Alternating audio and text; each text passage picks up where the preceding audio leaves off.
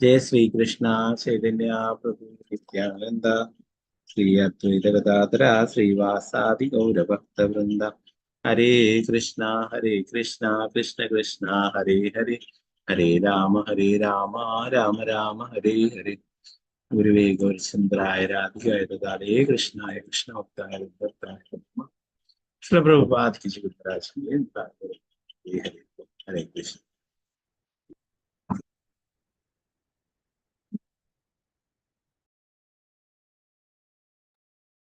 मदेग बंधु मत्संगिन मद्गुरु मन्महादन निष्ठारग मद्भाग्या मदानंदा नमोस्तुते।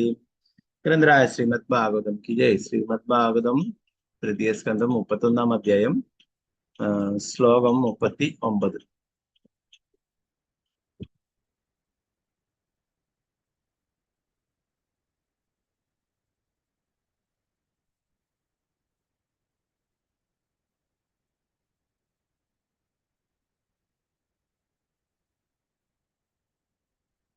ഓം നമോ ഭഗവതേ വാസുദേവായ.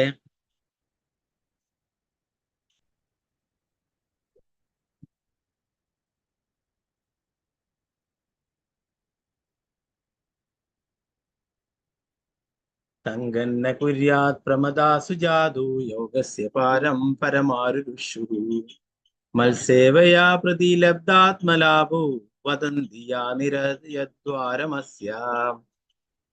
സംഗന്ന കുര്യാത് പ്രമദാസു ജാതു യോഗസ്യ പാരം പരമാരുഷു മത്സേവയാ പ്രതിലബ്ധാത്മലാഭോ വദന്തി യാ നിരയദ്വാരമസ്യ. ഹരേ കൃഷ്ണ. എല്ലാവർക്കും ചൊല്ലാം.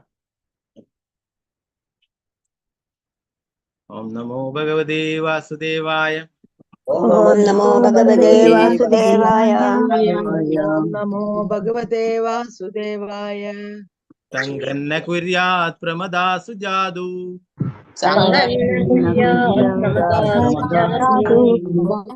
യോഗസ്യ പാരം പരമാരുഷു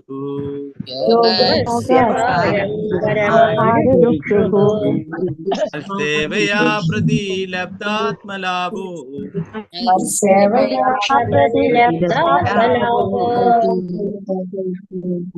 വദന്തി യാ നിരയദ്വാരമസ്യ.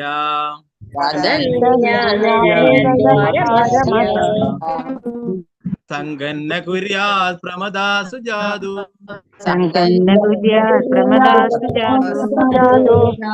യോഗസ്യ പാരം പരമാരുഷു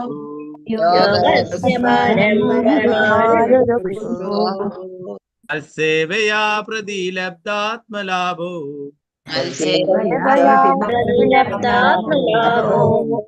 വദന്തി യാ നിരയദ്വാരമസ്യ.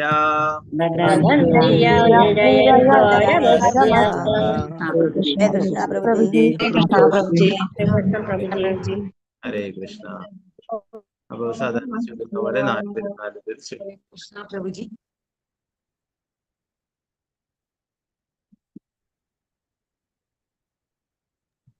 അംബുജദേവി മാതാജി, മാലതി മാതാജി, സീതാരാമനുണ്ണി മാതാജി, സുവർണ പ്രഭു.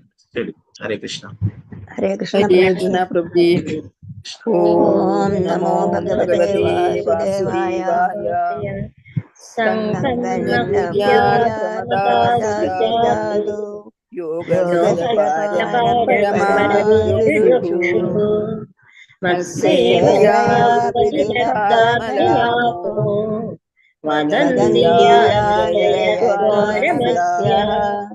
ഹരേ കൃഷ്ണ പ്രഭുജി. ഹരേ കൃഷ്ണ.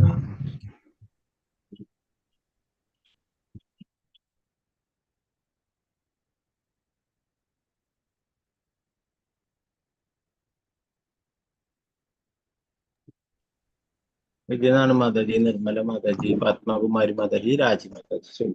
ഹരേ കൃഷ്ണ പ്രഭുജി. ഹരേ കൃഷ്ണ പ്രഭുജി. ഭഗവതേ വാസുദേവായ. ഭാരം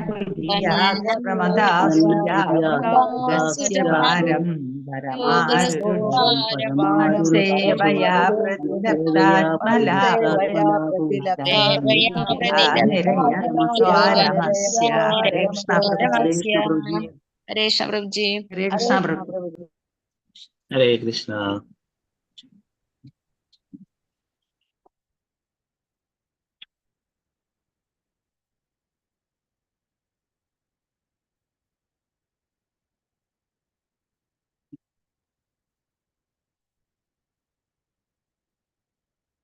പത്മകുമാരി മാതാജി, രാമേന്ദ്ര പ്രഭു, ഭാരതി അമ്മ മാതാജി. പ്രഭു പത്മകുമാരി പറഞ്ഞു പ്രഭു. ഓക്കെ കൈതാറ്റം. ഓക്കെ. ഹരേ കൃഷ്ണ. ചൊല്ലിക്കൊടു ബാക്കി കൂട്ടർ. ഭാരതി അമ്മ മാതാജി ചൊല്ലിക്കൊടു. ഹരേ കൃഷ്ണ പ്രഭുജി. ഹരേ കൃഷ്ണ. ഓം നമോ ഭഗവതേ വാസുദേവായ.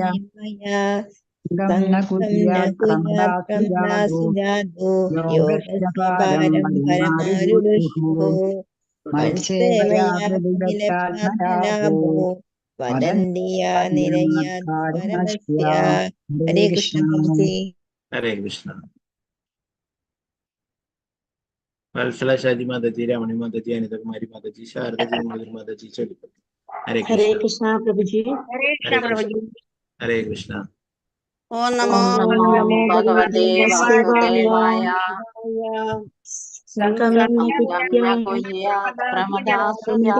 സുജാതോ യോഗസ്യ പരമാരുഷു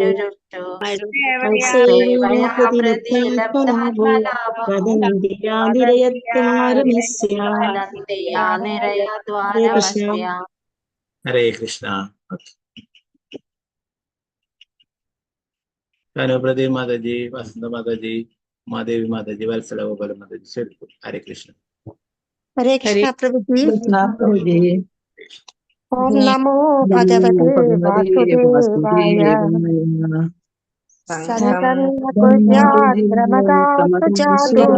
യോഗസ്യ പാരം പരമാരുരുക്ഷുഃ മത്തേവയാ പ്രതിലബ്ധാത്മലാഭോ വദന്തി യാ നിര്യയദ്വാരമസ്യ.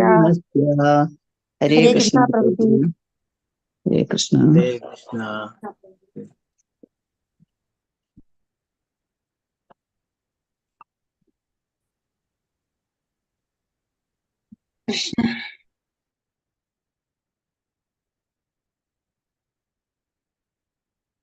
ജമീല പ്രസന്ന മാതാജി, ഗീതാസി മാതാജി, ഗിരിജ വേണുദാസ് മാതാജി, ശോഭ പ്രതി മാതാജി ചൊല്ലിക്കൊടു. ഹരേ കൃഷ്ണ. ഹരേ കൃഷ്ണ പ്രഭുജി. നമോ ഭഗവതേ വാസുദേവായ. ഹരേ കൃഷ്ണ സംഗം ന കുര്യാത് പ്രമദാസുജാതോ പാരം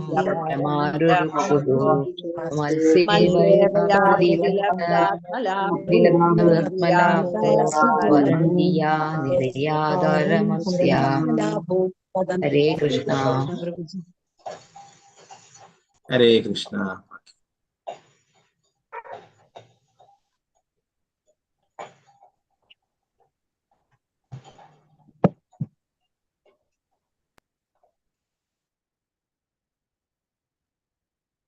തങ്കമണി മാതാജി, ഗീതട്ടി മാതാജി ചൊല്ലിക്കൊടു. ഹരേ കൃഷ്ണ. ഹരേ കൃഷ്ണ പ്രഭുജി. ഹരേ കൃഷ്ണ. ഓം നമോ ഭഗവതേ വാസുദേവായ. സംഗമ്യ കുര്യാത് പ്രമദാസുജാതോ യോഗസ്യ പാരം പരമാരുരുക്ഷുഃ മത്സേവയാ പ്രതിലബ്ധാത്മലാഭോ വദന്തി യാ നിരയദ്വാരമസ്യഃ. ഹരേ കൃഷ്ണ. ഹരേ കൃഷ്ണ. ഓക്കെ, നമുക്ക് അപ്പോഴേ ഇതിന്റെ വിവർത്തനം ഭാവാർത്ഥം നോക്കാം.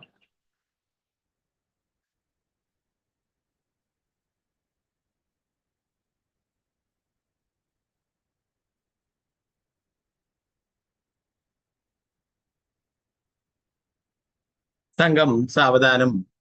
അല്ല കുര്യാത് ഒരുവൻ ഉണ്ടാക്കണം. പ്രമദാസു സ്ത്രീകളോടൊപ്പം, ജാതു എന്നും, യോഗസ്യ യോഗ പരിശീലനത്താൽ, പാരം പരമകാഷ്ടം പരം ഏറ്റവും ഉയർന്ന, ആരുരുഷുഹു ഒരുവൻ പ്രാപിക്കാൻ ആഗ്രഹിക്കുന്ന, മത്സേവയ എനിക്ക് വേണ്ടി സേവനം അനുഷ്ഠിക്കുന്നതിലൂടെ പ്രതിലബ്ധ നേടിയ ആത്മലാഭ ആത്മസാക്ഷാത്കാരം വദന്തി അവർ പറയുന്നു.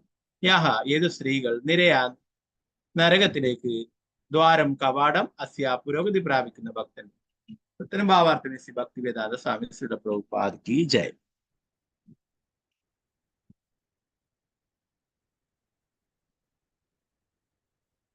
യോഗയുടെ പരമകാഷ്ഠ പ്രാപിക്കാനും എനിക്ക് വേണ്ടി ഭക്തിയുത സേവനം അനുഷ്ഠിച്ച് ആത്മസാക്ഷാത്കാരം നേടാനും കാംക്ഷിക്കുന്ന ഒരാൾ ഒരിക്കലും ആകർഷണീയായ ഒരു സ്ത്രീയോട് സമ്പർക്കം പുലർത്തുകയില്ല. കാരണം പുരോഗതി പ്രാപിച്ചുകൊണ്ടിരിക്കുന്ന ഒരു ഭക്തനെ സംബന്ധിച്ച് അത്തരം ഒരു സ്ത്രീ നരകത്തിലുള്ള പ്രവേശന കവാടമാണെന്ന് പ്രഖ്യാപിക്കപ്പെട്ടു. ഭാവാർത്ഥം എസ് ഭക്തി വേദാന്ത സ്വാമി പ്രഭുപാദിച്ചു. യോഗയുടെ പരമകാഷ്ഠ സമ്പൂർണമായ കൃഷ്ണാബോധമാണ്. ഇത് ഭഗവത്ഗീതയിൽ സ്ഥിരീകരിച്ചിട്ടുണ്ട്. എല്ലായ്പ്പോഴും ഭക്തിപൂർവം കൃഷ്ണസ്മൃതിയിൽ മുഴുകുന്ന ഒരു വ്യക്തി സകല യോഗികളെയും കാൾ ഉന്നതനായിരിക്കും. ഒരു വ്യക്തി പരമദിവത്വം കൃഷ്ണനായ ഭഗവാന് വേണ്ടി ഭക്തിയുത സേവനം അനുഷ്ഠിച്ച എല്ലാവിധ ഭൗതിക മാലിന്യങ്ങളിൽ നിന്നും സ്വതന്ത്രനാകുമ്പോൾ അവനെയും ഈശ്വരശാസ്ത്രം മനസ്സിലാക്കാൻ കഴിയുമെന്ന് ശ്രീമദ് ഭാഗവതം പ്രഥമസ്കന്ധം 2-ാം അധ്യായത്തിൽ പറയുന്നു. ഇവിടെ പ്രതിലബ്ധ ലാഭ എന്ന പദം ഉപയോഗിച്ചിരിക്കുന്നു. ആത്മാ എന്നാൽ ആത്മാവെന്നും ലാഭ എന്നാൽ നേട്ടം എന്നുമാണ് അർത്ഥം. ബദ്ധാത്മാക്കൾക്ക് അവരുടെ ആത്മാവ് നഷ്ടപ്പെട്ടിരിക്കും. എന്നാൽ ആത്മസാക്ഷാത്കാരം നേടിയവരായിരിക്കും അതീന്ദ്രിയവാദികൾ. സ്വയം സാക്ഷാത്കാരം സിദ്ധിച്ച ഒരാത്മാവ് യുവതികളുമായി സഹവസിക്കരുതെന്ന് നിർദ്ദേശിച്ചിരിക്കുന്നു. ലൈംഗിക അവയവം ഉള്ളതിനാൽ ഏതൊരുവനും സ്ത്രീകളെ യഥേഷ്ടം ആസ്വദിക്കാമെന്നും അതേസമയം തന്നെ അവർക്ക് യോഗികളായി തീരാമെന്നും പറയുന്ന ധാരാളം വിഡ്ഢികൾ ആധുനിക കാലത്തുണ്ട്. സ്ത്രീകളുമായുള്ള സഹവാസം നിലവാരമുള്ള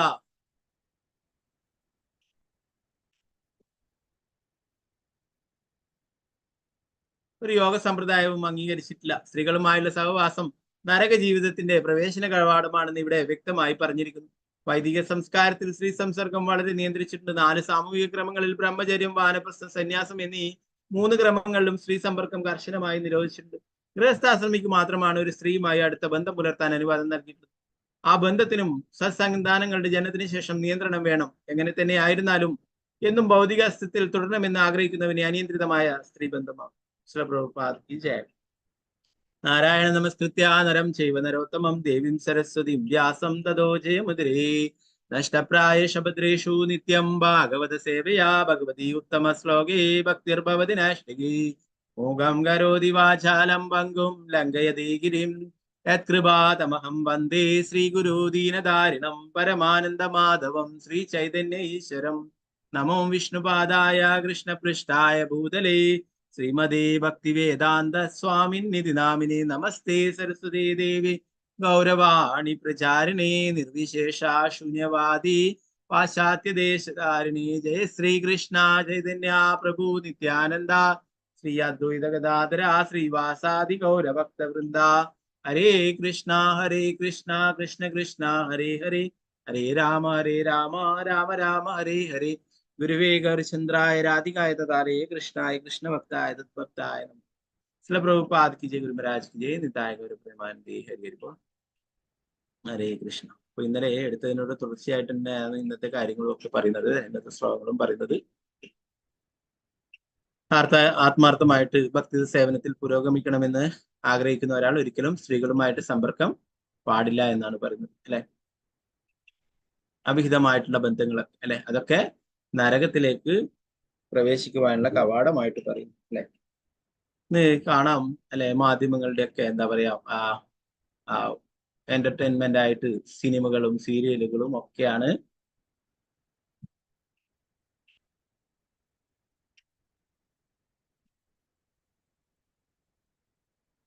ഓക്കെ. ജമീല മാതാജി പ്രാർത്ഥിക്കാം നമ്മൾ കേട്ടോ. ഭഗവത്തിന്റെ കഴിഞ്ഞാൽ അവിടുന്ന് പ്രാർത്ഥിക്കാം നമ്മൾ. ഓക്കെ.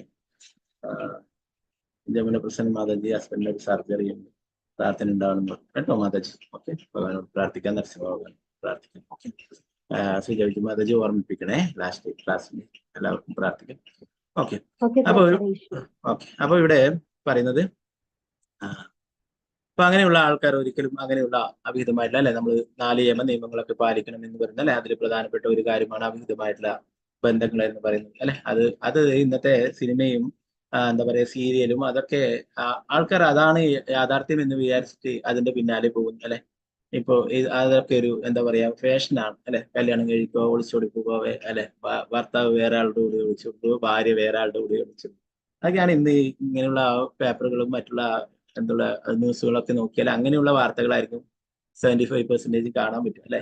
അതിലൊന്നും കാര്യമായിട്ട് നമുക്ക് ഉപകരിക്കുന്ന യാതൊരു കാര്യവും ഉണ്ടാവില്ല, അല്ലെ. അതുകൊണ്ടാണ് പറയുന്നത് അച്യുത ഭഗവാനെ സംബന്ധിക്കുന്ന ഒരു കാര്യങ്ങളോ ഇതൊന്നും ചർച്ച ചെയ്യുന്നില്ല. എല്ലാം നെഗറ്റീവായിട്ടുള്ള ഇങ്ങനത്തെ കാര്യങ്ങളൊക്കെ ആയിരിക്കും. അപ്പോൾ ഇങ്ങനെയുള്ള സീരിയലുകളും സിനിമകളൊക്കെ കണ്ടിട്ട് അതാണ് യഥാർത്ഥ ജീവിതം എന്ന് ഇന്നത്തെ തലമുറ തെറ്റിദ്ധരിച്ചിരിക്കുന്നു അല്ലെ. അവരത് അനുകരിക്കുന്നു, അങ്ങനെ ജീവിക്കുകയൊക്കെ ചെയ്യും അല്ലെ. ഇത് അത്രയും പാപകരമായിട്ടുള്ള പ്രവൃത്തിയാണ് അല്ലെ, നരകത്തിലേക്കുള്ള വഴിയാണെന്ന് പറയും.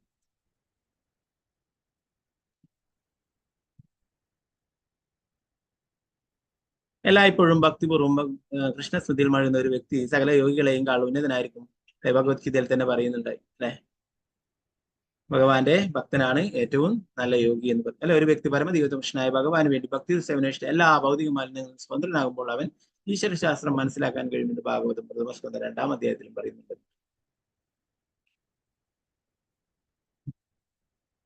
ഇപ്പൊ ഇവിടെ ഭൗതികവാദി ഒരിക്കലും ആത്മാവിനെ കുറിച്ച് ചിന്തിക്കുന്നില്ല അല്ലെ. എന്നാൽ ആത്മസാക്ഷാത്കാരം നേടിയവൻ അതീന്ദ്രിയവാദിയാണെന്ന് പറയുന്നത് അദ്ദേഹത്തിന് ആത്മാവിനെ കുറിച്ചുള്ള ജ്ഞാനമുണ്ട് അല്ലെ. അദ്ദേഹം എന്താ പറയുന്നത്, ഈ ശരീരം വെറും ഒരു വസ്ത്രം മാത്രമാണ് അല്ലെ, ആത്മാവാണ് ശാശ്വതമായിട്ടുള്ളത് മനസ്സിലാക്കുന്നത്. എന്നാൽ ഭൗതികവാദി ഈ ശരീരമാണ് എല്ലാം എന്ന് വിചാരിച്ച് അതിനെ വേണ്ടിയിട്ട് പ്രവർത്തിക്കുകയും ചെയ്യും അല്ലെ.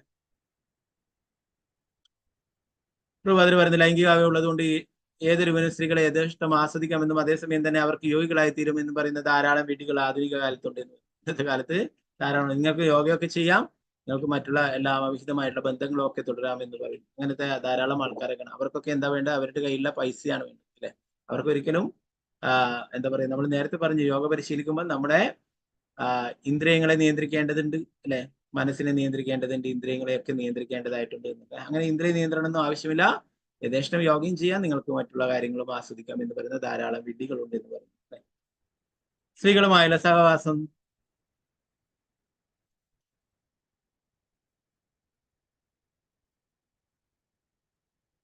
നിലവാരമുള്ള ഒരു യോഗ സമ്പ്രദായവും അംഗീകരിച്ചിട്ടില്ല എന്ന് പറയും അല്ലെ. നമ്മൾ നേരത്തെ അഷ്ടാംഗ യോഗയെ കുറിച്ചിട്ടൊക്കെ പഠിക്കുകയുണ്ടായി അല്ലെ. അതിലൊക്കെ പറയുന്നു അല്ലെ, ഇന്ദ്രിയങ്ങളെ നിയന്ത്രിക്കണം അല്ലെ, കൂടുതൽ ഉറങ്ങാൻ പറ്റില്ല, കൂടുതൽ എന്താ പറയാ, കൂടുതൽ ഉറങ്ങുക പറ്റില്ല, കൂടുതൽ ഭക്ഷണം കഴിക്കാൻ പറ്റില്ല അല്ലെ, കൂടുതൽ ഇന്ദ്രിയ ആസ്വാദനങ്ങൾ, ഇതൊക്കെ പറഞ്ഞിട്ടുള്ള കാര്യങ്ങളാണ് അല്ലെ. അപ്പൊ ഒരു യോഗയും ഇങ്ങനെ അംഗീകരിച്ചിട്ടില്ല എന്ന് പറഞ്ഞു. സ്ത്രീകളുമായുള്ള സഹവാസം നരകത്തിന്റെ പ്രവേശന കവാടമാണെന്ന് ഇവിടെ വ്യക്തമായി പറഞ്ഞിരിക്കുന്നു. വൈദിക സംസ്കാരത്തിൽ സ്ത്രീ സംസർഗം വളരെ നിയന്ത്രിച്ചു. 4 സാമൂഹിക ക്രമങ്ങൾ, ബ്രഹ്മചര്യം, വാനപ്രസ്ഥം, സന്യാസം എന്നീ 3 ക്രമങ്ങളിലും സ്ത്രീ സമ്പർക്കം കർശനമായി നിർവഹിച്ചിട്ടുണ്ട്. അപ്പോ 4 ആശ്രമങ്ങളുണ്ട്. അതില് ബ്രഹ്മചര്യം, ഗൃഹസ്ഥ, വാനപ്രസ്ഥം, സന്യാസം. അപ്പോ ഗൃഹസ്ഥർക്ക് അനുവദിച്ചിട്ടുണ്ട്, എന്നാല് മറ്റുള്ള 3 വിഭാഗങ്ങൾക്കും സ്ത്രീകളുമായിട്ട് ബന്ധം അനുവദിച്ചിട്ടില്ല എന്ന് പറയും. പ്രഭുപാദരി ഈ 4 വിഭാഗങ്ങളിലെ കൂടി വന്നിട്ടുണ്ട് അല്ലെ. പ്രഭുപാദരി ബ്രഹ്മചാരിയായി, പിന്നീട് ഗൃഹസ്ഥനായി, പിന്നീട് വാനപ്രസ്ഥമായി, സന്യാസിയും. പ്രഭുപാദരുടെ അടുത്ത് ഒരു ബ്രഹ്മചാരിയായിട്ടുള്ള ഒരു ശിഷ്യൻ വന്നിട്ട് പറയുകയുണ്ടായി, പ്രഭുപാദ്, എനിക്കൊരു വിവാഹം കഴിച്ചാൽ കൊള്ളാമെന്നൊക്കെ ഉണ്ടെന്ന്.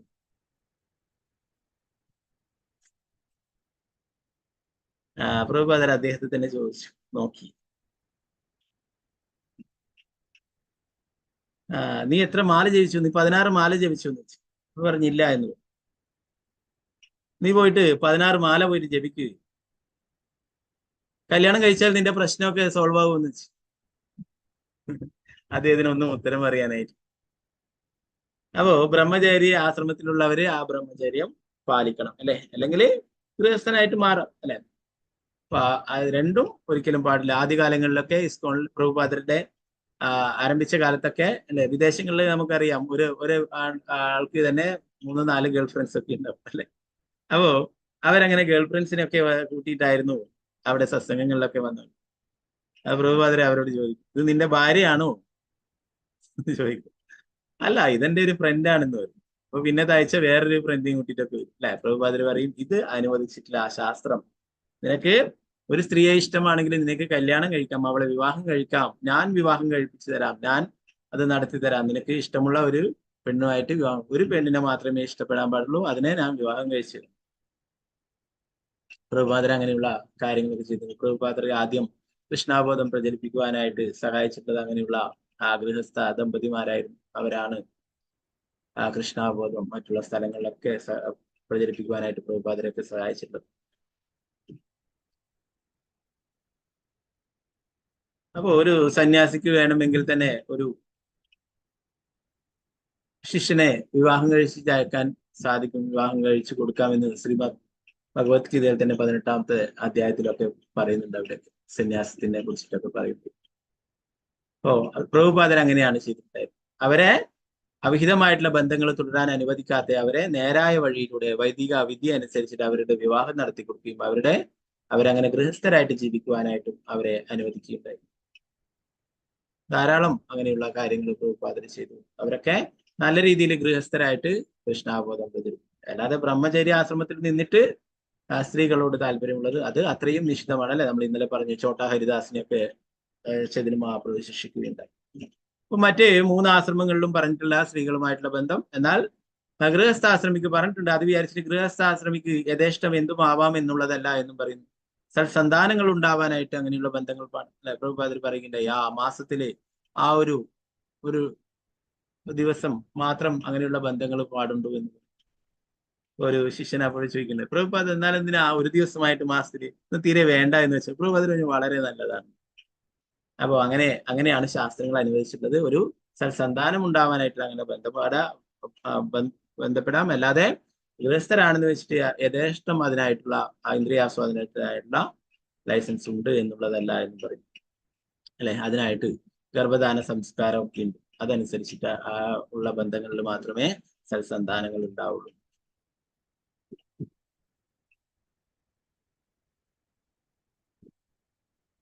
ആ ബന്ധത്തിനും സൽസന്താനങ്ങളുടെ ജനനത്തിന് ശേഷം നിയന്ത്രണം വേണം. എങ്ങനെ തന്നെയായിരുന്നാലും എന്നും ഭൗതിക അസ്തിത്വത്തിൽ തുടരണമെന്ന് ആഗ്രഹിക്കുന്നവന് അനിയന്ത്രിതമായ സ്ത്രീബന്ധമാണ്. എപ്പോഴും ഇവിടെ തന്നെ കഴിഞ്ഞാൽ മതി എന്ന് വിചാരിക്കുന്ന ആൾക്ക് എന്ത് വേണമെങ്കിലും ആവാമെന്ന്. 40ാമത്തെ ശ്ലോകം. ഓം നമോ ഭഗവതേ വാസുദേവായ യോപയാദിശനിർമായ യോഷിദേവ വിനിർമ്മിത താമിഷേദാത്മനോ മൃത്യും തൃണൈകൂപാമിവാവൃതം. ഭഗവാനാൽ സൃഷ്ടിക്കപ്പെട്ട സ്ത്രീ മായയുടെ പ്രാതിനിധ്യമാകുന്നു. അത്തരം മായയുടെ സേവനം സ്വീകരിച്ച് അവളോട് സഹവാസത്തിലാകുന്നത് പുല്ലുമൂടിയ പൊട്ടക്കിണറ്റിലേക്ക് എന്ന പോലെ മരണത്തിലേക്ക് പോകാനുള്ള മാർഗമാണെന്ന് നാം തീർച്ചയായും അറിഞ്ഞിരിക്കണം. ഭാവാർത്ഥം ശ്രീലപ്രഭുപാദിക്കുന്നു. ഉപയോഗശൂന്യമായ ഒരു കിണർ പുല്ല് വളർന്ന് മൂടപ്പെടുമ്പോൾ അത് കിണറാണെന്ന് തിരിച്ചറിയാൻ കഴിയാതെ ഒരുവൻ പുല്ലിന് മുകളിലൂടെ നടന്നാൽ അവൻ കിണറ്റിൽ വീഴും. അവന്റെ മരണം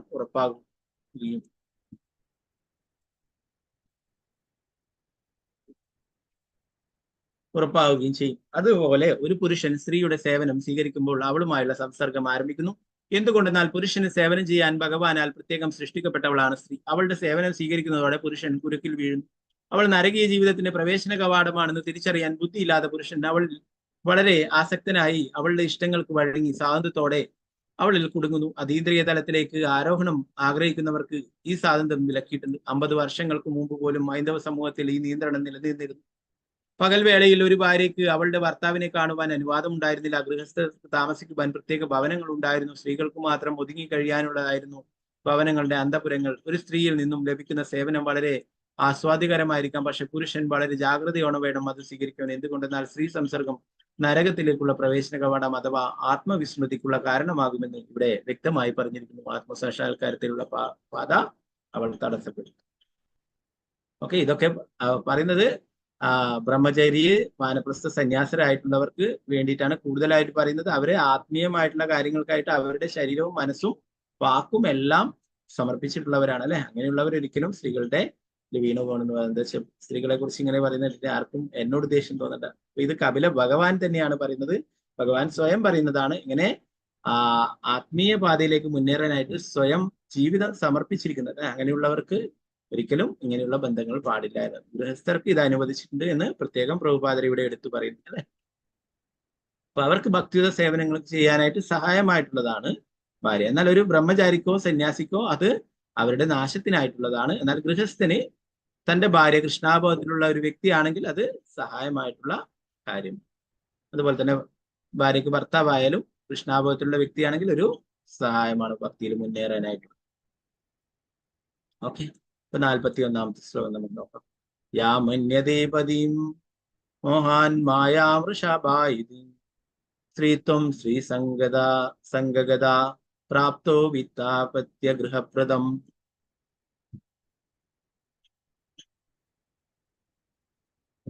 മുൻ ജന്മത്തിൽ ഒരു സ്ത്രീയോട് ആസക്തനായിരുന്നത് മൂലം ഈ ജീവിതത്തിൽ സ്ത്രീ രൂപം ലഭ്യമായ ഒരു ജീവാത്മാവ് ഒരു പുരുഷന്റെ രൂപത്തിലുള്ള മായയെ തന്റെ ഭർത്താവായി കാണുകയും ഇവൻ തനിക്ക് സമ്പത്തും സന്താനങ്ങളെയും വീടും മറ്റു ഭൗതിക നേട്ടങ്ങളും തരേണ്ടതാണ്.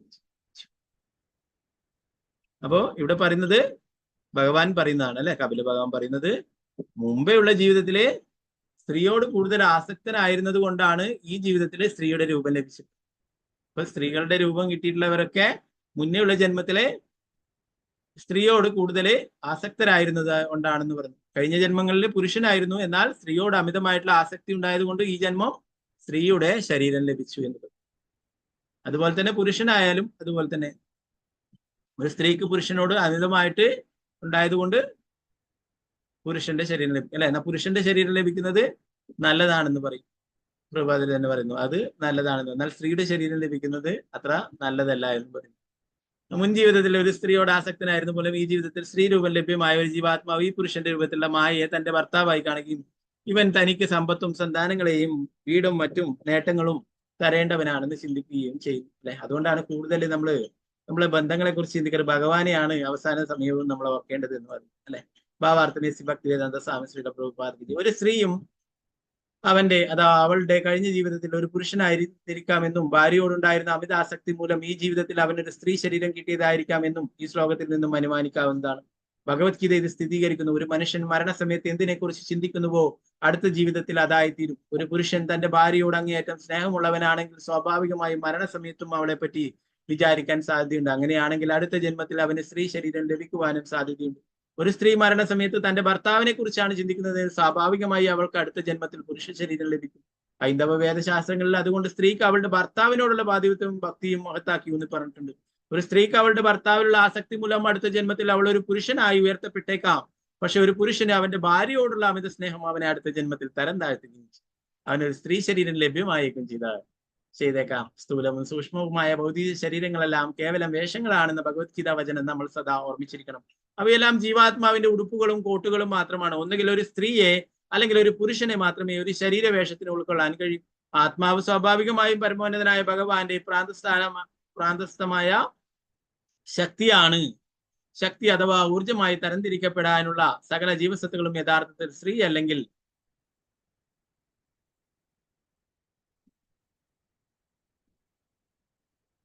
ഉപഭോഗ വസ്തുവാണെന്ന് കരുതപ്പെടുന്നു. ഒരു പുരുഷ ശരീരത്തിലായിരിക്കുമ്പോൾ ഭൗതിക കുരുക്കുകളിൽ നിന്നും പുറത്തു കടക്കാൻ മഹത്തായ അവസരമുണ്ട്. സ്ത്രീയുടെ ശരീരത്തിലായിരിക്കുമ്പോൾ അതിനുള്ള അവസരം വിരളമാണ്. സ്ത്രീയോടുള്ള ആസക്തി നിമിത്തം പുരുഷ ശരീരം ദുരുപയോഗം ചെയ്ത് കൂടുതൽ ഭൗതിക കുരുക്കുകളിലായി അതിന്റെ ഫലമായി അടുത്ത ജീവിതത്തിൽ ഒരു സ്ത്രീയുടെ ശരീരം ലഭിക്കാൻ ഇടയാകരുതെന്ന് ഈ ശ്ലോകത്തിൽ പറയുന്നു. പൊതുവെ ഒരു സ്ത്രീ ഗാർഹിക ഐശ്വര്യങ്ങളിലും ആഭരണങ്ങളും ഗൃഹോപകരണങ്ങളും വസ്ത്രങ്ങളിലും ഒക്കെ ആസക്തിയുള്ളവളായിരിക്കും. ഭർത്താവ് ഇവയെല്ലാം മതിയാവണ്ണം നൽകുമ്പോൾ അവൾ സംതൃപ്തിയാകുന്നു. സ്ത്രീയുടെയും പുരുഷന്റെയും പരസ്പര ബന്ധം വളരെ സങ്കീർണമാണ്. ആത്മസാക്ഷാത്കാരത്തിന്റെ അതീന്ദ്രിയ തലത്തിലുള്ള ആരോഹണം കാക്ഷിക്കുന്ന വ്യക്തി ഒരു സ്ത്രീയുടെ സഹവാസം സ്വീകരിക്കുന്നത് വളരെ ജാഗ്രതയോടെ ആയിരിക്കണമെന്ന് സാരം. കൃഷ്ണാബോധത്തിന്റെ തലത്തിൽ ഈ നിയന്ത്രണത്തിന് എങ്ങനെ തന്നെയായാലും അയവുണ്ടാകും. എന്തുകൊണ്ടെന്നാൽ പുരുഷന്റെയും സ്ത്രീയുടെയും ആകർഷണം പരസ്പരമാകാതെ കൃഷ്ണനോടാകുമ്പോൾ ഇരുവരും ഭൗതിക ബന്ധനത്തിൽ നിന്നും പുറത്തു കടക്കാനും കൃഷ്ണന്റെ ഭവനത്തിൽ എത്തിച്ചേരാനും യോഗ്യതയുള്ളവരായിത്തീരും. ഭഗവത്ഗീത സ്ഥിരീകരിച്ചിട്ടുള്ളതുപോലെ കൃഷ്ണാബോധം ഗൗരവമായി എടുക്കുന്ന ആരും ജീവിതത്തിൽ താഴ്ന്ന തലത്തിലുള്ളവനോ ഒരു സ്ത്രീയോ ബുദ്ധി കുറഞ്ഞ വിഭാഗങ്ങളിൽപ്പെടുന്ന വൈശ്യനോ ശൂദ്രോ ആര് തന്നെയായാലും ഭവനത്തിലേക്ക് ഭഗവാനിലേക്ക് മടങ്ങിപ്പോവുകയും കൃഷ്ണന്റെ ധാമത്തിൽ എത്തിച്ചേരുകയും ചെയ്യും. ഒരു പുരുഷൻ സ്ത്രീ പുരുഷനിലോ ആസക്തരാകരുത്. മറിച്ച് അവർ ഭഗവാന് വേണ്ടിയുള്ള സേവനങ്ങളിൽ ആകർഷ്ടരാകണം. അപ്പോൾ അവർ ഇരുവർക്കും ഭൗതിക കുരുക്കളിൽ നിന്നും സ്വതന്ത്രനാകാനുള്ള സാധ്യത തെളിയും. ശ്രീല പ്രഭുപാദ് കി ജയ്. ഇപ്പൊ പറയുന്നത് സ്ത്രീകളുടെ ശരീരം കിട്ടിയിരുന്നവരെ കഴിഞ്ഞ ജന്മം പുരുഷന്മാരായിരുന്നു. തന്റെ ഭാര്യയോട് അല്ലെങ്കിൽ മറ്റുള്ള ആരോടെങ്കിലും ഒക്കെ അമിതമായിട്ട് അവരോട് സ്നേഹമുള്ളത് കൊണ്ട് അവരെ തന്നെ ഓർത്തുകൊണ്ട് എന്തായി പിന്നീട് സ്ത്രീയുടെ ശരീരം ലഭിക്കുന്നുണ്ട്. അപ്പൊ ഒരു പുരുഷന് സ്ത്രീയുടെ ശരീരം ലഭിക്കുന്നത് അത് താഴോട്ടേക്ക് പോക്കാണെന്ന് പറയും. എന്നാൽ ഒരു സ്ത്രീക്ക് പുരുഷന്റെ ശരീരം ലഭിക്കുന്നത് കുറച്ചുകൂടി ഉയർന്നതാണെന്ന് പറയുന്നു. അപ്പോ അതുകൊണ്ട് പ്രഭാതരിയുടെ പറയുന്നു സ്ത്രീക്ക് വേണമെങ്കിൽ പുരുഷനെ ഓർമ്മിക്കാം, എന്നാൽ യഥാർത്ഥത്തിൽ ഓർമ്മിക്കേണ്ടത് തന്റെ ഭർത്താവിനെ അല്ല. ഭർത്താവിന് സേവനങ്ങളൊക്കെ ചെയ്യാൻ ഭഗവാനെയാണ് അവസാന നിമിഷവും ഓർക്കേണ്ടത് എന്ന് പറഞ്ഞു. പുരുഷനായാലും സ്ത്രീ ആയാലും ഭഗവാനെയാണ് അവസാന നിമിഷം ഓർക്കേണ്ടത് എന്ന് പറഞ്ഞു. അതുപോലെ തന്നെ ഗൃഹസ്ഥർ എന്ന് പറയുന്നു അവരുടെ ആകർഷണം പരസ്പരമല്ല കൃഷ്ണനിലാണ് അവരുടെ ആകർഷണം ഉണ്ടാവുന്നത്. അതുകൊണ്ട് തന്നെ അവർക്ക് രണ്ടുപേർക്കും ഭഗവാന്റെ അടുത്തേക്ക് പോകാനായിട്ട് സാധിക്കുന്നു. ഗൃഹസ്ഥ ജീവിതത്തിലൂടെ ഭഗവാന്റെ അടുത്തേക്ക് പോകാനായിട്ട് സാധിക്കുന്നു എന്ന് പറയുന്നു. കൃഷ്ണാഭാവത്തിലുള്ളവര് പുരുഷന്റെയും സ്ത്രീയുടെ ആകർഷണം പരസ്പരമാകാതെ കൃഷ്ണനോടാകുമ്പോൾ ഇരുവരും ഭൗതിക ബന്ധനത്തിൽ നിന്ന് പുറത്തു കടക്കാനും കൃഷ്ണന്റെ ഭവനത്തിൽ എത്തിച്ചേരാനും യോഗ്യതയുള്ളവരായിരിക്കും. കൃഷ്ണാഭാവത്തിലുള്ളവര് ആരിലായിരിക്കണം ശ്രദ്ധ കേന്ദ്രീകരിക്കേണ്ടത്? ഭഗവാനിൽ, അല്ലെ? അത് വിചാരിച്ചിട്ട് ഭാര്യയോട് സ്നേഹം പാടില്ല എന്നല്ല, അല്ല ഭാര്യക്ക് ഭർത്താവിനോട് സ്നേഹം പാടില്ല എന്നല്ല. അവർക്ക് സ്നേഹം ഉണ്ടാവണം. എന്നാൽ രണ്ടുപേരും ആകർഷിക്കുന്ന പരസ്പരം ആകർഷണമല്ല, ഭഗവാനിലേക്കാണ് നമ്മുടെ ആകർഷണമൊക്കെ വേണ്ടത് എന്ന് പറയുന്നു. അപ്പൊ ആ ഭഗവാന് കൂടുതൽ സേവനങ്ങളൊക്കെ ചെയ്യുകയാണെങ്കിൽ രണ്ടുപേർക്കും ഒരുമിച്ച് ഭഗവാന്റെ അടുത്തേക്ക് തിരിച്ചു പോകാനായിട്ട് സാധിക്കും. അപ്പൊ കൃഷ്ണാഭാവത്തിലുള്ളവർ ആരായാലും അവർക്ക് ഭഗവാന്റെ അടുത്തേക്ക് മടങ്ങി പോകാനായിട്ട് സാധിക്കുമെന്ന് പറഞ്ഞു. ശൂദ്രനായാലോ വൈശ്യനായാലോ ആരായാലും പോവാനായിട്ട് സാധിക്കുമെന്ന് ഭഗവത്ഗീതയിൽ തന്നെ പറയുന്നതെന്ന് പറഞ്ഞു. പ്രഭാതരുടെ അവസാനമായിട്ട് ആ പാരഗ്രാഫ് പറയുന്നു, ഒരു പുരുഷൻ സ്ത്രീയിലോ സ്ത്രീ പുരുഷനിലോ ആസക്തരാകരുത്, മറിച്ച് അവർ ഭഗവാന് വേണ്ടിയുള്ള സേവനങ്ങളിൽ ആകൃഷ്ടരാകണം. അപ്പോൾ ഇരുവർക്കും ഭൗതിക കുരുക്കളിൽ നിന്നും സ്വതന്ത്രനാകാനുള്ള സാധ്യത തെളിയുമെന്ന്.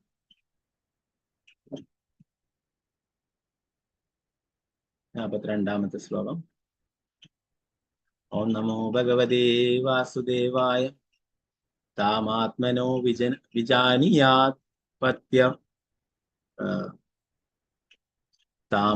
താമാത്മനോ വിജാനിയാത് പത്യപത്യാഗൃഹാത്മകം ദൈവോപസാദിതം മൃത്യും മൃഗയോർഗായനം യഥാ. കീർത്തനം ഭാവാർത്ഥം സാവശ്യപ്പെട്ടു. ഒരു സ്ത്രീ അതുകൊണ്ട് അവളുടെ ഭർത്താവിനെയും ഭവനത്തെയും സന്താനങ്ങളെയും തന്റെ മരണത്തിന് വേണ്ടിയുള്ള ഭഗവാന്റെ ഭൗതിക ശക്തിയുടെ ക്രമീകരണങ്ങളായി കണക്കാക്കണം. നായാട്ടുകാരന്റെ മധുരഗാനം മാന്യ മരണഗീതമാകും. ഭാവാർത്ഥമേസി ഭക്തിവേദാന്ത സ്വാമി. സ്ത്രീ പുരുഷന്റെ നരകത്തിലേക്കുള്ള പ്രവേശന കവാടമാകും. മാത്രമല്ല ചെയ്യുന്നത്, പുരുഷൻ സ്ത്രീയുടെ നരകത്തിലേക്കുള്ള കവാടവുമാകുമെന്ന് കപിലദേവന്റെ ഉപദേശങ്ങൾ വിശദമാണ്. നേരത്തെ സ്ത്രീകളെ കുറ്റം പറഞ്ഞിട്ട് ആർക്കും ദേഷ്യം തോന്നണ്ട. ഇപ്പോഴും കപില ഭഗവാൻ എന്താ പറയുന്നത്? പുരുഷന്മാരും സ്ത്രീകളെ നരകത്തിലേക്ക് കൊണ്ടുപോകാനായിട്ടുള്ളതാണ്. ഒരു സ്ത്രീ അതുകൊണ്ട് അവളുടെ ഭർത്താവിനെയും ഭവനത്തെയും സന്താനങ്ങളെയും തന്റെ മരണത്തിന് വേണ്ടിയുള്ള ഭഗവാന്റെ ഭൗതിക ശക്തിയുടെ ക്രമീകരണങ്ങളായി കണക്കാക്കണം. നായാട്ടുകാരന്റെ മധുരഗാനം മാന്യ മരണഗീതം. അപ്പോ ഇത്ര നേരം സ്ത്രീകളെ പറഞ്ഞിട്ട് ആർക്കും ദേഷ്യം പിടിക്കണ്ട. ഇപ്പൊ എന്താ പറയുന്നത്?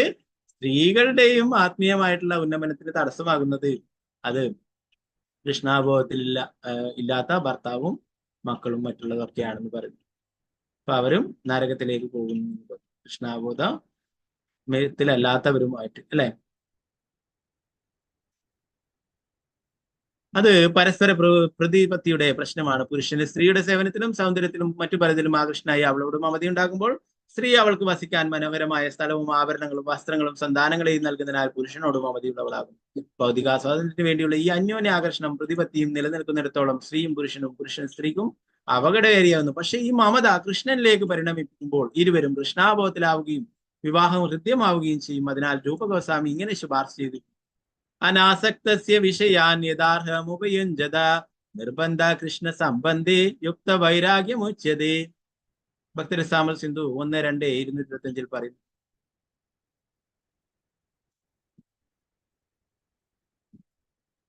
പുരുഷനും സ്ത്രീയും കൃഷ്ണനുമായുള്ള ബന്ധത്തിൽ ഗൃഹസ്ഥരായി ഒരുമിച്ച് ജീവിക്കണം. കൃഷ്ണന് വേണ്ടിയുള്ള കടമകൾ നിർവഹിക്കുന്ന ലക്ഷ്യത്തിൽ മാത്രം ഭർത്താവും ഭാര്യയും കുട്ടികളും ബോധധർമ്മങ്ങളിൽ മുഴുകണം. അപ്പോൾ ശാരീരികമായ ഭൗതികമായ എല്ലാ മമതകളും അപ്രത്യക്ഷമാവും. കൃഷ്ണനിലേക്കുള്ള മാധ്യമമായതിനാൽ അവബോധം പരിശുദ്ധമായിരിക്കും. ഒരു സമയത്തും തരം താഴാനുള്ള സാധ്യതയും ഉണ്ടാവില്ല. അപ്പൊ ഒരുമിച്ച് ഗൃഹസ്ഥരായിട്ട് ഒരുമിച്ച് കൃഷ്ണാബോധം പരിശീലിക്കുകയും ഭഗവാന്റെ സേവനങ്ങളൊക്കെ ചെയ്യുകയാണെങ്കിൽ ഇത് വളരെ നല്ലതാണെന്ന് പറയുന്നു, അല്ലെ? അപ്പോ നമുക്ക് ഭഗവാന്റെ സേവനത്തിന് ആവശ്യമായിട്ടുള്ളതൊക്കെ സ്വീകരിക്കുകയും, അല്ലെ, അതിന് തടസ്സമായിട്ടുള്ളതൊക്കെ ഒഴിവാക്കുകയും വേണ്ടതാണ്. 43ാമത്തെ ശ്ലോകം. ഓം നമോ ഭഗവതേ വാസുദേവായ ദേഹേന ജീവഭൂതേന ലോകോ ലോകാമനുവ്രജൻ പുഞ്ചാനയേവ കർമാണി കര്യോദ്യാവിരതം പുമാൻ. ഭൗതിക ജീവിയുടേത് പ്രത്യേക തരം ശരീരമായതിനാൽ അവൻ ഫലകാംക്ഷ കർമ്മങ്ങളെ പിന്തുടർന്ന് ഒരു ഗ്രഹത്തിൽ നിന്നും മറ്റൊരു ഗ്രഹത്തിലേക്ക് അലഞ്ഞു തിരിയുന്നു. ഈ രീതിയിൽ അവൻ നിരന്തരം ഫലം ഇച്ഛിച്ചുള്ള പ്രവൃത്തികളിൽ ഏർപ്പെടുകയും അവയുടെ ഫലം ആസ്വദിക്കുകയും ചെയ്യുന്നു എന്ന് പറഞ്ഞു. ഭാവാർത്ഥം ശ്രീ പ്രഭുപാദ. ജീവാത്മാവ് ഭൗതിക ശരീരമായിരിക്കുന്ന കൂടിനുള്ളിലായിരിക്കുമ്പോൾ ജീവഭൂതം എന്നും ഭൗതിക ശരീരത്തിൽ നിന്നും സ്വതന്ത്രനായി കഴിയുമ്പോൾ ബ്രഹ്മഭൂതം എന്ന് വിളിക്കപ്പെടുന്നു. ജന്മങ്ങൾ തോറും ഭൗതിക ശരീരം മാറ്റിക്കൊണ്ട് വിഭിന്ന ജീവിവർഗങ്ങളിലേക്ക് മാത്രമല്ല വ്യത്യസ്ത ഗ്രഹങ്ങളിലേക്കും അവൻ യാത്ര ചെയ്യുന്നു. ജീവസത്തകൾ അവയുടെ ഫലേച്ഛ കർമ്മങ്ങളുടെ ബന്ധനത്തിൽ വിശ്വം മുഴുവൻ ഈ വിധം അലയുകയാണെന്നും എപ്പോഴെങ്കിലും ഒരു അവസരം ഉണ്ടാകുന്ന പക്ഷം അഥവാ കൃഷ്ണന്റെ കാരുണ്യത്താൽ ചെയ്യാനിടയാകുന്ന പുണ്യകർമ്മങ്ങളുടെ ഫലമായി ഒരു യഥാർത്ഥ ആധ്യാത്മിക ഗുരുവിനെ സന്ധിക്കാൻ കഴിയുന്ന പക്ഷം അവന് ഭക്തിയുത സേവനത്തിന്റെ വിത്ത് വീണു കിട്ടുമെന്നും ചൈതന്യ മഹാപ്രഭു പറയുന്നു. അങ്ങനെ ലഭിക്കുന്ന വിത്ത് സ്വന്തം ഹൃദയത്തിൽ നട്ട് ശ്രവണ കീർത്തനങ്ങളുടെ ജലം തളിച്ച് നനച്ചാൽ അത് മുളച്ചു വലിയൊരു ചെടിയായി വളരുകയും ആ ചെടികൾ ജീവസത്തയ്ക്ക് ഈ ഭൗതിക ലോകത്തിൽ തന്നെ ആസ്വദിക്കുവാൻ സാധ്യമാകും വിധം പുഷ്പങ്ങളും ഫലങ്ങളും വിളയുകയും ചെയ്യും. ഇതാണ് ബ്രഹ്മഭൂതം എന്ന് വിളിക്കപ്പെടുന്ന തലം. ഒരു ജീവസത്ത അവന്റെ നിർദ്ദിഷ്ട പദവിയിലായിരിക്കുമ്പോൾ ഭൗതികവാദി എന്ന് വിളിക്കപ്പെടും. എല്ലാ പദവികളിൽ നിന്നും സ്വതന്ത്രനായി പരിപൂർണമായും കൃഷ്ണാബോധത്തിലായി ഭക്തിത സേവനത്തിൽ മുഴുകുമ്പോൾ അവൻ മോചിതൻ എന്ന് വിളിക്കപ്പെടും. ഭഗവാന്റെ കാരുണ്യത്താൽ ഒരു യഥാർത്ഥ ആധ്യാത്മിക ഗുരുവുമായി സമ്പർക്കപ്പെടാൻ കഴിയാത്തിടത്തോളം ഒരുവന് വിഭിന്ന നിലവാരങ്ങളുള്ള ഗ്രഹങ്ങളിൽ വിഭിന്ന ജീവിവർഗങ്ങളുടെ ജന്മമരണ ചക്രങ്ങളിൽ നിന്ന് മോചനം ലഭ്യമാകാൻ യാതൊരു സാധ്യതയില്ല. നമുക്ക് ഭക്തിലതാ ബീജാനെ നമ്മൾ നേരത്തെയുള്ള ഭാഗങ്ങളിലൊക്കെ പഠിച്ചിട്ടുണ്ടായിരുന്നു അല്ലെ. ബ്രഹ്മാണ്ഡേ ഭ്രമിതേക്കോൻ ഭാഗ്യവാൻ ജീവ ഗുരു കൃഷ്ണ പ്രസാദേപ്പായ് ഭക്തിലതാ ബീജ് അല്ലെ. ഗുരുവിന്റെയും കൃഷ്ണന്റെയും കാരുണ്യം കൊണ്ടാണ് ഒരാൾക്ക് കൃഷ്ണ ഭക്തി ലഭിക്കുന്നത്. അനേക ജന്മങ്ങൾ അനേക ബ്രഹ്മാണ്ഡങ്ങളിൽ കറങ്ങി തിരിഞ്ഞ് അവസാനം ഗുരുവിന്റെയും കൃഷ്ണന്റെയും കാരുണ്യം കൊണ്ട് ഭക്തിലതാ ബീജ് ലഭിക്കും അല്ലെ. കൃഷ്ണഭക്തി ലഭിക്കും അല്ലെ. അതിനെ വെള്ളം നനക്കാൻ എങ്ങനെയാണ്? ശ്രവണം കീർത്തനം, ഭഗവാന്റെ നാമം ജപിക്കുകയും ഭഗവാനെ കുറിച്ച് കേൾക്കുകയും ഒക്കെ ചെയ്യുക. നിരന്തരം അത് തുടർന്നുകൊണ്ടേയിരിക്കുമ്പോഴേ ആ ഭക്തിലതാ ബീജം വളരുകയും അല്ലെ ഭഗവത് ധാമത്തിൽ എത്തിച്ചേരുകയും ചെയ്യും എന്ന് പറയും. അപ്പൊ ഒരു ആത്മീയ ഗുരുവാണ് ഇതിനൊക്കെ സഹായിക്കുന്നത് അല്ലെ. ഭഗവാനാണ് ആത്മീയ ഗുരുവിനെ നമ്മുടെ അടുത്തേക്ക് അയക്കുന്നത്. നമ്മൾ ആത്മാർത്ഥമായിട്ട് നമ്മൾ ആഗ്രഹിക്കുമ്പോഴേ ഭഗവാൻ തന്നെ അയക്കുന്നതാണ് അല്ലെ. അങ്ങനെ ഒരു ആത്മീയ ഗുരുവിന്റെ കാരുണ്യം കൊണ്ട് നമുക്ക് തിരിച്ച് ഭഗവാന്റെ അടുത്തേക്ക് പോകാനായിട്ട് സാധിക്കും. അല്ല ആത്മീയ ഗുരുവുമായിട്ട് നമുക്ക് ബന്ധമില്ലെങ്കിൽ വീണ്ടും ജനന മരണ ചക്രങ്ങളിൽ നിന്ന് മോചിതനാകാൻ യാതൊരു സാധ്യതയും ഇല്ല എന്ന് പറഞ്ഞു. 44-ാമത്തെ ശ്ലോകം. ഓം നമോ ഭഗവതേ വാസുദേവായ ഹ്യസ്യാനുബോധേഹു ഭൂതേന്ദ്രിയ മനോമയ തന്നിരോധസ്യ മരണാമാവിർഭാവസ്തു സംഭവഃ. ഈ വിധം ജീവസത്തേക്ക് അവന്റെ ഫലേച്ഛാ കർമ്മങ്ങൾക്ക് അനുസൃതമായ ഒരു യോജ്യ ശരീരം ലഭിക്കുന്നു. അവന്റെ പ്രത്യേക രീതിയിലുള്ള പ്രവർത്തനങ്ങളുടെ പ്രതിപ്രവർത്തനങ്ങൾക്ക് അന്ത്യമുണ്ടാകുമ്പോൾ അതിനെ മരണം എന്ന് വിളിക്കുന്നു. പ്രത്യേക രീതിയിലുള്ള പ്രവർത്തനങ്ങളുടെ പ്രതിപ്രവർത്തനങ്ങൾ ആരംഭിക്കുമ്പോൾ അതിനെ ജനനം എന്നും വിളിക്കുന്നു.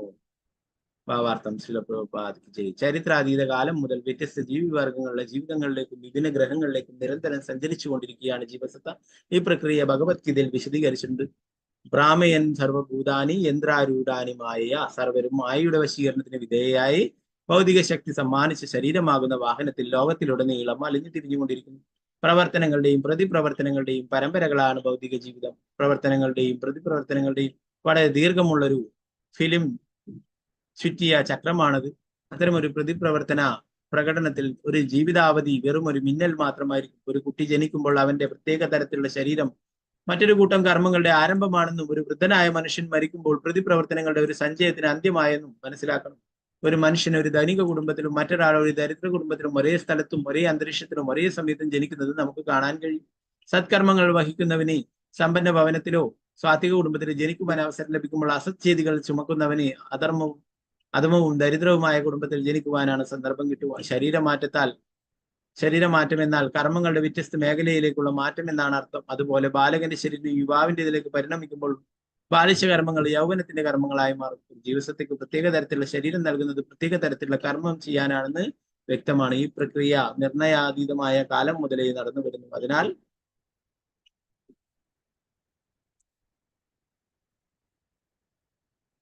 അനാദി കർമ്മഫലേ എന്ന് വൈഷ്ണവ കവി പാടുന്നു. ഒരുവന്റെ പ്രവർത്തനങ്ങളുടെ ഈ പ്രതിപ്രവർത്തന കർമ്മങ്ങൾ നിർണയിക്കാനാവില്ല. എന്തുകൊണ്ടെന്നാൽ അത് ബ്രഹ്മാവിന്റെ അവസാന ജന്മത്തിന്റെ യുഗം മുതൽ അടുത്ത ജന്മത്തിന്റെ യുഗം വരെ പോലും തുറന്നേക്കാം. നാരദമുനിയുടെ ജീവിതം ഇതിനൊരു ഉദാഹരണമാണ്. ഒരു യുഗത്തിൽ ഒരു പരിചാരകിയുടെ പുത്രനായിരുന്ന അദ്ദേഹം അടുത്ത യുഗത്തിൽ മഹർഷിയായി തീരുകയും ചെയ്തു.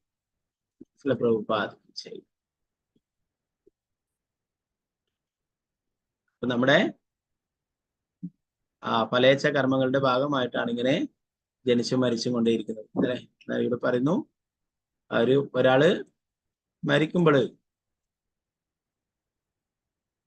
ഒരാൾക്കൊരു അവരുടെ ഫലേച്ഛ കർമ്മങ്ങൾ അനുസൃതമായ ഒരു അനുയോജ്യ ശരീരം ലഭിക്കുന്നു. അവന്റെ പ്രത്യേക രീതിയിലുള്ള പ്രവർത്തനങ്ങൾ, പ്രതിപ്രവർത്തനങ്ങൾക്ക് അന്ത്യമുണ്ടാകുമ്പോൾ അതിനെ മരണം എന്ന് വിളിക്കുന്നു. അല്ലെ? അതിന്റെ കർമ്മഫലങ്ങള് കുറച്ച് ഭാഗം ആ ശരീരത്തിൽ ലഭിച്ചതോടുകൂടി കുറച്ച് കഴിയായിരിക്കും അല്ലെ. എന്നാൽ വീണ്ടും പാപകർമ്മങ്ങളൊക്കെ ചെയ്യുമ്പോൾ വീണ്ടും അതിന്റെ ഫലങ്ങളൊക്കെ അനുഭവിക്കുവാനായിട്ട് വേറൊരു ശരീരം സ്വീകരിക്കേണ്ടതായിട്ടുണ്ട് അല്ലെ. പ്രത്യേക രീതിയിലുള്ള പ്രവർത്തനങ്ങൾ, പ്രതിപ്രവർത്തനങ്ങൾ ആരംഭിക്കുമ്പോൾ അതിനെ ജനനം എന്ന് വിളിക്കുന്നു അല്ലെ.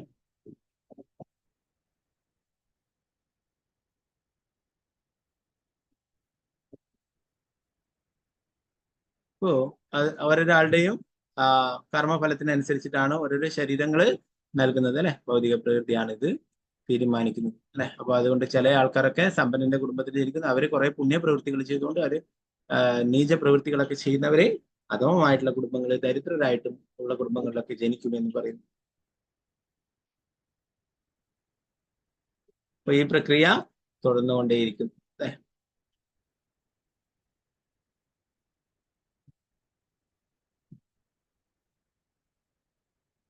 നാരദമുനിയുടെ ഉദാഹരണം ഇവിടെ പറയുന്നത്, നാരദമുനി ദാസിയുടെ പുത്രനായിരുന്നു അല്ലെ യുഗത്തില്. പിന്നീട് അടുത്ത യുഗത്തില് നാരദ മഹർഷിയായിട്ട് മാറുകയുണ്ടായി അല്ലെ. ആദ്യം നാരദ മഹർഷിയായിരുന്നു, പിന്നീട് അവിടുന്ന് ബ്രഹ്മാവ് ശപിച്ചിട്ട് ഗന്ധർവനാക്കുകയുണ്ടായി അല്ലെ. ആ ഗന്ധർവന്റെ അടുക്കുന്ന പിന്നെ ശാപം കിട്ടിയിട്ട് ദാസിപുത്രനാവുകയുണ്ടായി അല്ലെ. എന്നാൽ ദാസിപുത്രനായപ്പോഴും കാരുണ്യം ലഭിക്കുകയുണ്ടായി അല്ലെ.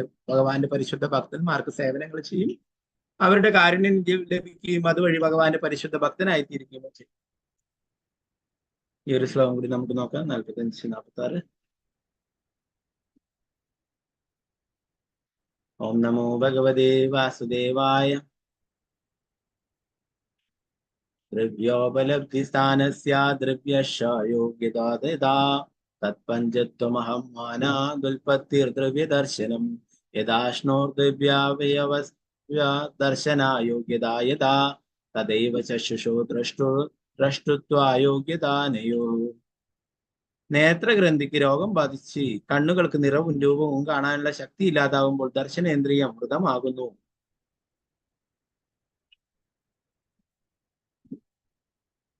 അതോടെ കണ്ണുകളുടെയും കാഴ്ചയുടെയും ദൃഷ്ടാവായ ജീവാത്മാവിന് അതിന്റെ ദർശനശക്തി നഷ്ടപ്പെടുന്നു. അതേപോലെ വസ്തുക്കളെ കുറിച്ചുള്ള സംവേദനം സാധ്യമാകുന്ന ഭൗതിക ശരീരത്തിനും അതിന് കഴിവില്ലാതാകുമ്പോൾ അത് മരണം എന്നും അറിയപ്പെടുന്നു. ഒരുവൻ തന്റെ ഭൗതിക ശരീരത്തെ ആത്മാവായി ദർശിക്കാൻ ആരംഭിക്കുമ്പോൾ അത് ജനനം എന്നും വിളിക്കപ്പെടുന്നു. ഭാവാർത്ഥ ഭക്തിവേദാന്ത സ്വാമി ചെയ്യും. ഒരുവൻ ഞാൻ കണ്ടു എന്ന് പറയുമ്പോൾ അവന്റെ കണ്ണുകൾ കൊണ്ട് അല്ലെങ്കിൽ കണ്ണട കൊണ്ട് കണ്ടു എന്ന് അർത്ഥമാക്കുന്നു. കാണാനുള്ള ഉപകരണത്തിലൂടെയാണ് അവൻ കാണുന്നത്. കാഴ്ചക്കുള്ള ഉപകരണം മുറിയുകയോ രോഗബാധിതമാവുകയോ അല്ലെങ്കിൽ ഏതെങ്കിലും വിധത്തിൽ പ്രവർത്തനക്ഷമമല്ലാതാവുകയോ ചെയ്താൽ ദൃഷ്ടാവെന്ന നിലയിലുള്ള അവന്റെ കർമ്മവും അവസാനിക്കും. അതേപോലെ ഇപ്പോൾ ജീവാത്മാവ് കർമ്മനിരതനായിരിക്കുന്ന ഈ ഭൗതിക ശരീരം പ്രവർത്തനശേഷി ഇല്ലാതായി അതിന്റെ പ്രവർത്തനം അവസാനിപ്പിക്കുമ്പോൾ ജീവാത്മാവും അതിന്റെ പ്രവർത്തനങ്ങൾ അവസാനിക്കും. ഒരുവന്റെ പ്രവർത്തനോപകരണം ഉടയുമ്പോൾ അഥവാ ആ പ്രവർത്തനരഹിതമാകുമ്പോൾ അതിനെ മരണം എന്ന് വിളിക്കുന്നു. ജീവാത്മാവിന് വീണ്ടും പ്രവൃത്തി ചെയ്യാനുള്ള ഉപകരണമായ മറ്റൊരു ശരീരം ലഭിക്കുമ്പോൾ അത് ജനനം എന്ന് വിളിക്കപ്പെടുന്നു. ജനനമരണങ്ങൾ ഈ പ്രക്രിയ അനുനിമിഷം നടക്കുന്നുണ്ട്. നിരന്തരമായ ശരീരമാറ്റത്താൽ ശരീരത്തിന്റെ അവസാന മാറ്റമാണ് മരണം. പുതിയ ശരീരം സ്വീകരിക്കൽ ജനനവും ജനനമരണ പ്രശ്നങ്ങളുടെ പരിഹാരം അതാകുന്നു.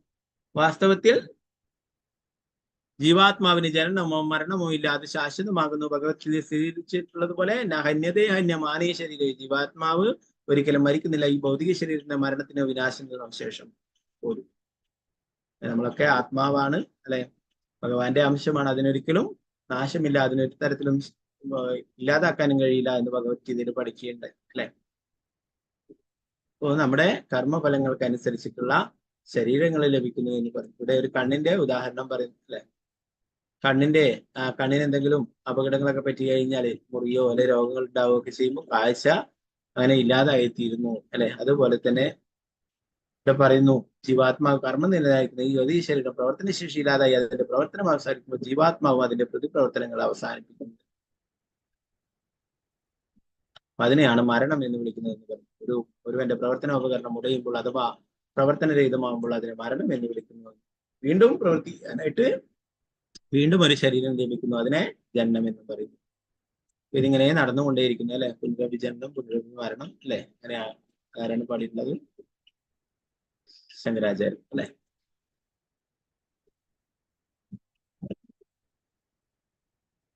പിന്നെ ഈ അദ്ദേഹത്തിൽ ഒരു 2 ശ്ലോകങ്ങളേ ഉള്ളൂ.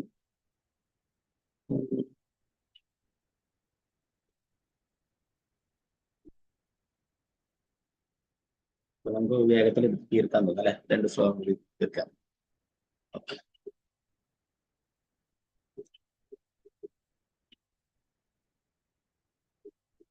ഓം നമോ ഭഗവതേ വാസുദേവായ. തസ്മാന്ന കാര്യസന്ദ്രാസു ന കാർപണ്യം ന സംഭ്രമഃ ബുദ്ധ്യാ ജീവഗതീന്ദീരോ മുക്ത സംഘർഷരേതിഹ. പ്രഥമ ഭാവാർത്ഥം ഭക്തിവേദാന്ത സ്വാമി ശ്രീല പ്രഭുപാദി. അതിനാൽ ഒരുവൻ മരണത്തെ ഭയത്തോട് കാണുകയോ ശരീരത്തെ ആത്മാവായി നിർവചിക്കുന്നതിലേക്ക് തിരിച്ചു പോവുകയോ ശാരീരിക ആസ്വാദനങ്ങൾക്കുള്ള മാർഗങ്ങൾ പെരുപ്പിക്കുവാൻ വഴിയൊരുക്കുകയോ ചെയ്യരുത്. ജീവാത്മാവിന്റെ യഥാർത്ഥ സ്വഭാവം ബോധ്യമാക്കി അവൻ മമതകളിൽ നിന്ന് വിടുതൽ നേടി ലക്ഷ്യത്തിലേക്കുള്ള ദൃഢനിശ്ചയത്തോടെ ഈ ലോകത്തിൽ ചരിക്കണം. ഭാവാർത്ഥം ഭക്തിവേദാന്ത സ്വാമി ശ്രീല പ്രഭുപാദി. ജീവിതത്തിന്റെയും മരണത്തിന്റെയും തത്വശാസ്ത്രം മനസ്സിലാക്കിയ ഒരു വിശുദ്ധ വ്യക്തി മാതാവിന്റെ ഗർഭപാത്രത്തിനുള്ളിലെയും പുറത്തെയും ഭയാനകവും നരകീയമായ ജീവിതാവസ്ഥകളെ കുറിച്ച് ശ്രവിക്കുമ്പോൾ വളരെ അസ്വസ്ഥനാകും. പക്ഷെ ഒരുവൻ അവന്റെ ജീവിതത്തിന്റെ പ്രശ്നങ്ങൾക്ക് പരിഹാരം ഉണ്ടാക്കണം. ഒരു വിശുദ്ധ വ്യക്തിക്ക് ഭൗതിക ശരീരത്തിന്റെ ദുഃഖപൂർണമായ അവസ്ഥ മനസ്സിലാകും. അവൻ അനാവശ്യമായ അസ്വസ്ഥതകൾ കൂടാതെ അതിനൊരു പരിഹാരം ഉണ്ടെങ്കിൽ അത് കണ്ടെത്തണം. സ്വതന്ത്രരായ വ്യക്തികളുമായുള്ള സഹവാസത്തിലൂടെ പരിഹാര മാർഗങ്ങൾ കണ്ടെത്താൻ കഴിയും. യഥാർത്ഥത്തിലുള്ള സ്വതന്ത്രൻ ആരാണെന്ന് നിർബന്ധമായി മനസ്സിലാക്കിയിരിക്കണം. സ്വതന്ത്രനായ വ്യക്തിയെ പറ്റി ഭഗവത്ഗീത വിവരിക്കുന്നു. ഭൗതിക പ്രകൃതിയുടെ കർശനങ്ങളായ നിയമങ്ങളെ മറികടന്ന് ഇടമുറിയാത്ത ഭക്തിയുത സേവനത്തിൽ മുഴുകുന്ന വ്യക്തി ബ്രഹ്മത്തിൽ സ്ഥിതി ചെയ്യുന്നു. പരമദൈവത്വ പുരുഷനായ ഭഗവാൻ ഭൗതിക സൃഷ്ടിക്ക് അതീതനാണ്. നാരായണൻ ഭൗതിക സൃഷ്ടിക്ക് അതീതനാണെന്ന് ശങ്കരാചാര്യർക്കുള്ള ഭൗതികവാദികളും അംഗീകരിച്ചിട്ടുണ്ട്. അതിനാൽ ഒരുവൻ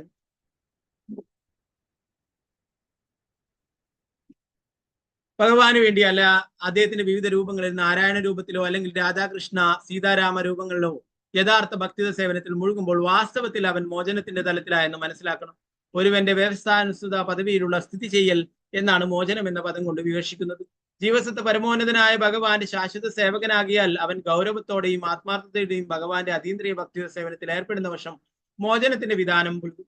മോചനം കാക്ഷിക്കുന്ന വ്യക്തി മോചിതനായ വ്യക്തിയുമായി സമ്പർക്കത്തിലാകാൻ ശ്രമിക്കണം. അപ്പോൾ അവന്റെ ജീവിത പ്രശ്നങ്ങൾ, പ്രത്യേകിച്ചും ജന്മവും മരണവും പരിഹരിക്കപ്പെടും. പൂർണ്ണമായ കൃഷ്ണാബോധത്തിൽ ഭക്തി സേവനം നിർവഹിക്കുമ്പോൾ ഒരുവൻ ലുബ്ധനാകരുത്. അവൻ ഈ ലോകത്തെ പരിത്യജിച്ചുവെന്ന് അനാവശ്യമായി ഭാവിക്കുകയോ പ്രകടിപ്പിക്കുകയോ ചെയ്യരുത്.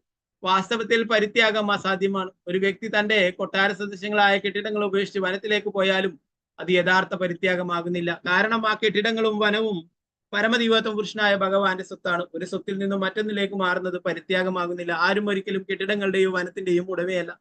ഭൗതിക പ്രകൃതിക്ക് മേൽ ഉടമസ്ഥ സ്ഥാപിക്കാൻ കഴിയുമെന്ന മിഥ്യാധാരണ ഒഴിവാക്കേണ്ടത് പരിത്യാഗത്തിന് അനിവാര്യമാണ്. ഈ ധാരണയും താൻ ഭഗവാന് തുല്യനാണെന്ന സ്വയം ഊതിച്ച മനോഭാവവും പരിത്യജിക്കുമ്പോൾ അത് യഥാർത്ഥ പരിത്യാഗമാകും. അല്ലാത്ത പക്ഷം പരിത്യാഗം നിരർത്ഥകമാകും. ഒരു വ്യക്തി ഭഗവാന്റെ സേവനത്തിന് വിനിയോഗിക്കാവുന്ന എന്തെങ്കിലും അതിനായി ഉപയോഗിക്കാതെ പരിത്യജിക്കുന്ന പക്ഷം അത് ഫൽഗു വൈരാഗ്യം അഥവാ അപര്യാപ്തവും നിത്യവുമായ പരിത്യാഗമായിരിക്കുമെന്ന് രൂപഗോസ്വാമി ഉപദേശിക്കുന്നു.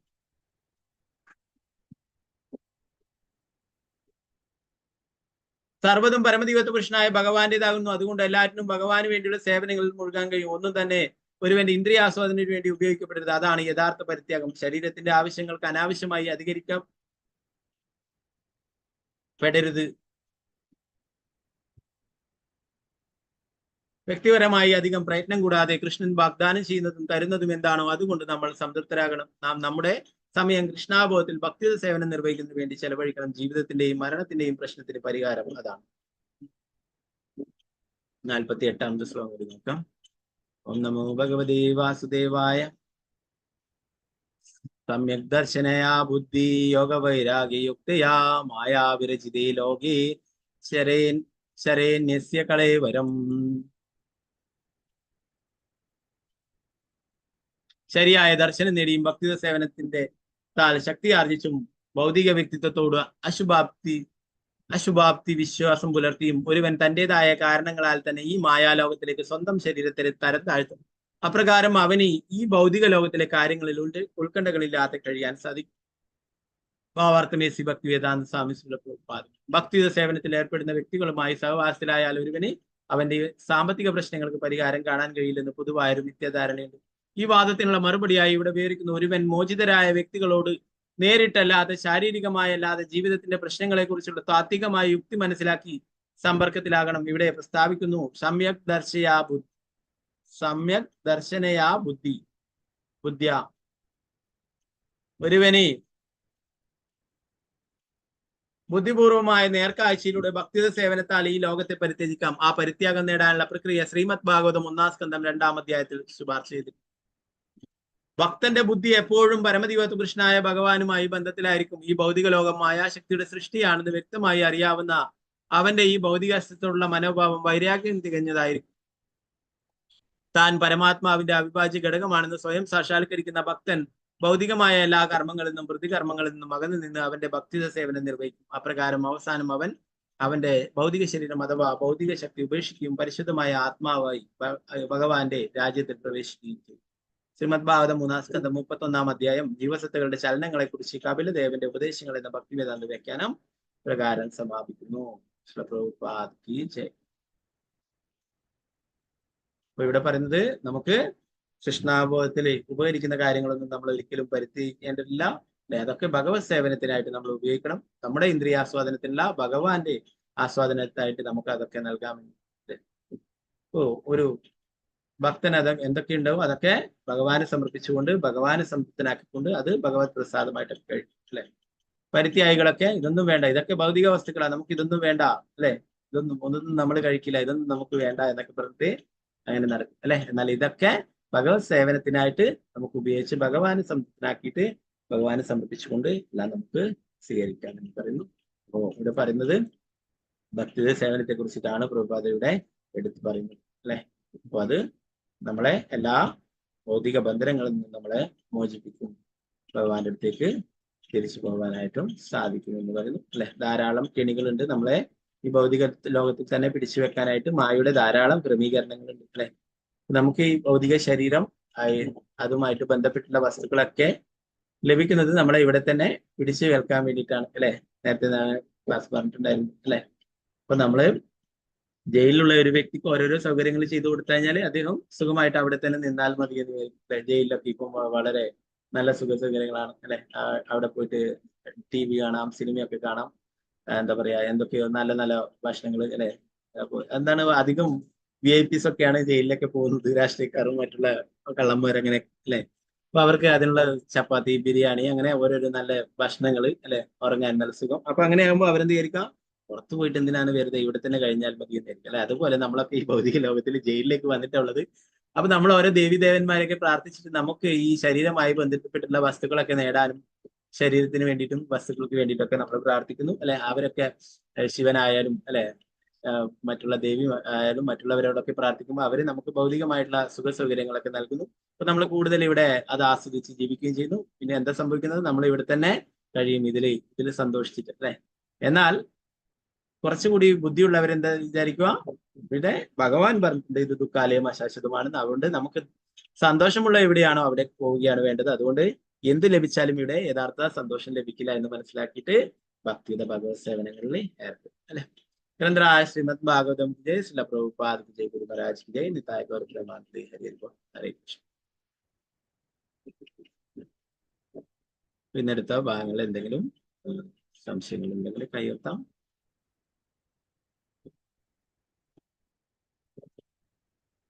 ഓക്കെ. അതുപോലെ തന്നെ ജമീല പ്രസന്ന മാതാജി പറഞ്ഞിട്ടുള്ള മാതാജി വിദേശത്തു നിന്നുള്ള ഒരു ഭക്തിയാണ്. അവിടെ നമുക്ക് ഇവിടെ ഇപ്പൊ നമ്മൾ രാവിലെ ആയിട്ട് മാതാജിക്ക് അവിടെ പുലർച്ചെ 2 മണിയൊക്കെയാണ്. അപ്പോഴും മാതാജി എഴുന്നേറ്റ് ഭാഗവതം ക്ലാസ്സൊക്കെ കേൾക്കുകയാണ്. അപ്പോ ആ മാതാജിയുടെ ഹസ്ബൻഡിന് കുറച്ചൊരു എന്തോ ഒരു വിഷമമുണ്ട്. അപ്പൊ അവർക്ക് വേണ്ടിയിട്ട് ഒരു സർജറി ഉണ്ടെന്നാ പറഞ്ഞത്. അവർക്ക് വേണ്ടിയിട്ട് നമുക്ക് 3 പ്രാവശ്യം ഭഗവാന്റെ തിരുനാമം ജപിക്കാൻ നമുക്ക് എല്ലാവർക്കും ഭഗവാനോട് പ്രാർത്ഥിക്കാം, നരസിംഹ ഭഗവാനോടൊക്കെ പ്രാർത്ഥിക്കാം. വേഗം തന്നെ അസുഖത്തെ മാറിയിട്ട് സുഖമായിട്ട് തിരിച്ചു വരാനായിട്ട്. ഓക്കെ.